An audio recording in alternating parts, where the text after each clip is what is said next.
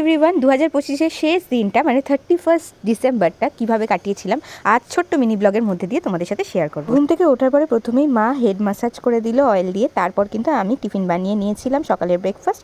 সেটা খেয়ে নেওয়ার পর বিকেলের দিকে আমি একটু রেডি হয়ে নিয়েছিলাম, রেডি হয়ে চলে গেছিলাম দিদির বাড়িতে। আর আজ হবে 31st নাইটের মানে বছরের শেষ দিনে আমরা সবাই মিলে করব পিকনিক।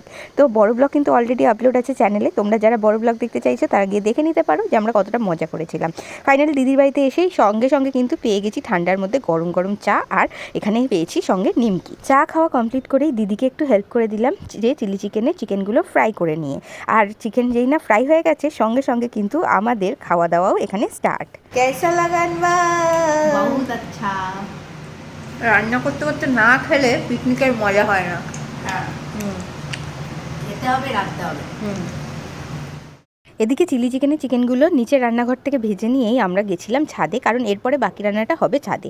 আজকের মেনুতে আছে মিক্সড ফ্রাইড রাইস আর কিন্তু চিলি চিকেন। প্রথমেই দিদিভাই এসে এখানে ছাদের মাঝখানে সুন্দরভাবে বনফায়ারের অ্যারেঞ্জমেন্টটা করে দিয়েছে, আর আমরা সবাই মিলে বসে আগুন পোহাচ্ছিলাম। আর জামাইবাবু আর মিস্টার অধিকারী দুজন মিলে গেছিল সন্ধ্যার স্ন্যাক্সটা আনতে।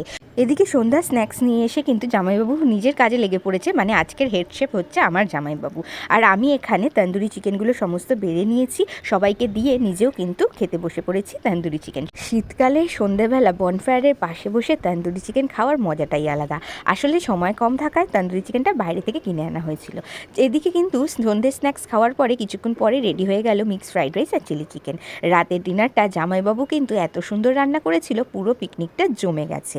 সবাই মিলে খাওয়া দাওয়া সারলাম আর সবাইকে advance happy new year wish করে চলে আসলাম বাড়িতে।